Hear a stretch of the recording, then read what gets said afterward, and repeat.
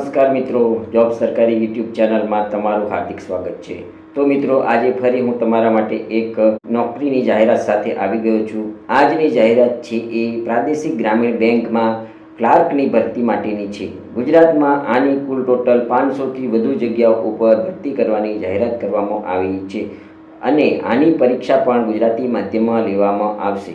આ ભરતીની અંદર ગુજરાતમાં જ ઓફિસર અને ક્લાર્ક બનવાની એક સોનેરી તક છે। તો મિત્રો, આ વિડીયો તમને સારો લાગે તો મારી યુટ્યુબ ચેનલ જોબ સરકારીને જરૂરથી સબસ્ક્રાઈબ કરો, વિડીયોને લાઈક કરો અને તમારા મિત્રોને આ વિડીયો શેર કરો। તો મિત્રો, ચાલો જોઈએ આ ભરતી બાબતે સંપૂર્ણ ડિટેલ માહિતી। IBPS દ્વારા પ્રાદેશિક ગ્રામીણ બેંક RRBS માટે અધિકારી સ્કેલ 1, 2, 3 અને ઓફિસ આસિસ્ટન્ટ માટેની ભરતી કરવાની જાહેરાત બહાર પાડવામાં આવી છે।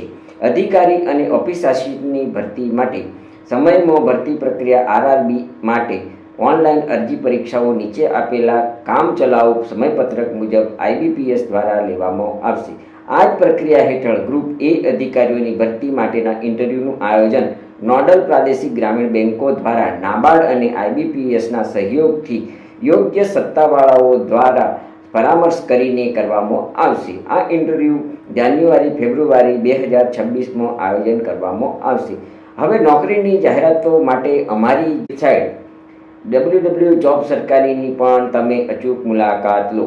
અમારી વેબસાઇટની અંદર તમને ગુજરાત સરકાર અને ભારત સરકારની વિવિધ ભરતી પરીક્ષાઓની માહિતી ગુજરાતીમાં વિસ્તૃત રીતના જોવા મળશે।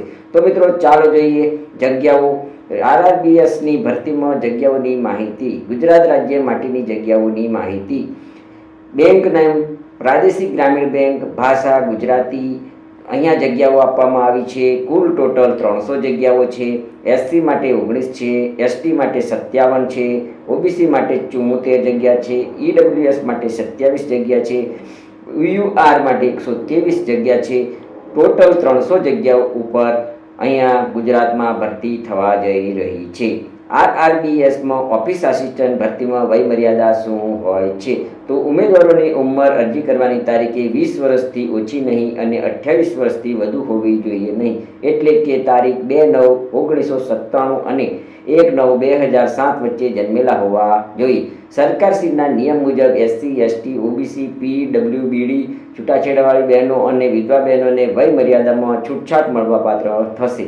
RRBSમાં ઓફિસ આસિસ્ટન્ટ ભરતીમાં શૈક્ષણિક લાયકાત શું હશે? તો ઉમેદવાર પાસે સરકાર માન્ય યુનિવર્સિટીમાંથી કોઈ પણ વિદ્યાશાખાના સ્નાતક હોવા જોઈએ, કમ્પ્યુટરનું જ્ઞાન ધરાવતા હોવા જોઈએ, પ્રાદેશિક ભાષાનું પૂરતું જ્ઞાન ધરાવતા હોવા જોઈએ। RRBSમાં ઓફિસ આસિસ્ટન્ટ ભરતીમાં એપ્લિકેશન ફી કેટલી હોય છે?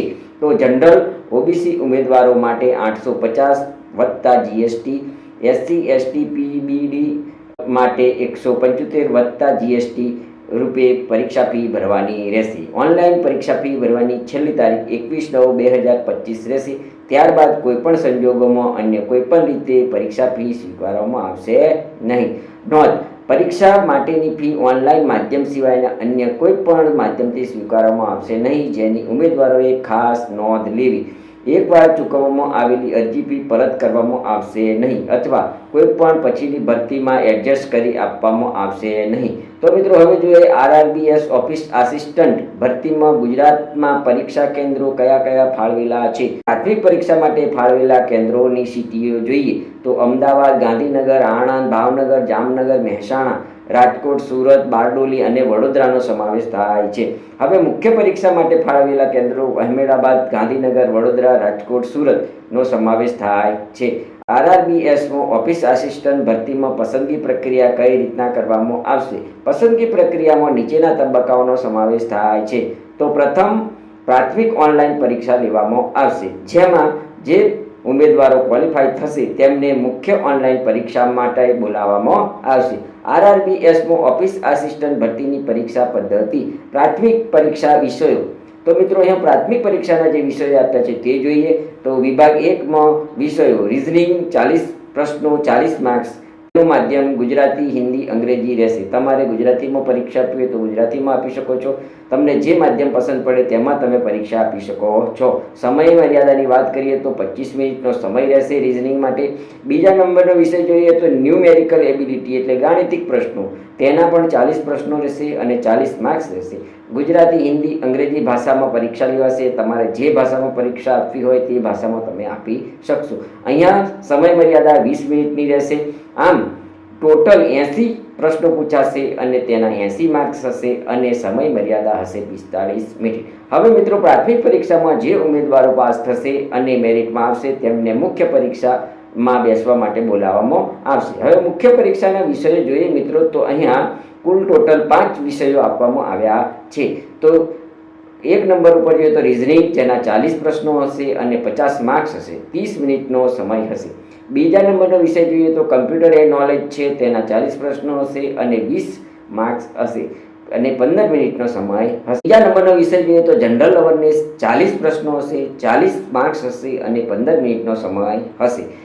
ચોથા નંબરનો વિષય જોઈએ તો તેમાં ઇંગ્લિશ અથવા હિન્દી, તમે કોઈ પણ એક ભાષાના પ્રશ્નોના જવાબ આપી શકો છો. પાંચમા વિષયની વાત કરીએ તો ન્યુમેરિકલ એબિલિટી ટેસ્ટ. તેના 40 પ્રશ્નો હોય છે, 50 માર્ક્સ હોય છે અને 30 મિનિટનો સમય હોય છે. આમ બીજા તબક્કાની પરીક્ષામાં ટોટલ 190 પ્રશ્નો હોય છે અને 200 માર્ક્સ હોય છે. જ્યારે સમય મર્યાદાની વાત કરીએ તો 120 મિનિટનો સમય હોય છે. હવે મિત્રો આગળ જોઈએ તો RRBSમાં ઓફિસ આસિસ્ટન્ટ ભરતીમાં અરજી કેવી રીતે કરશો. અહીંયા ઓનલાઈન અરજી ફોર્મ ભરવા માટે નીચે આપેલા સ્ટેપને તમારે અનુસરવાનું રહેશે. તો મિત્રો જોઈએ આગળ RRBSમાં ઓફિસ આસિસ્ટન્ટ ભરતીમાં મહત્વની તારીખોની વાત કરીએ તો ઓનલાઈન અરજી ફોર્મ ભરવાની તારીખ 1/9/2025 છે.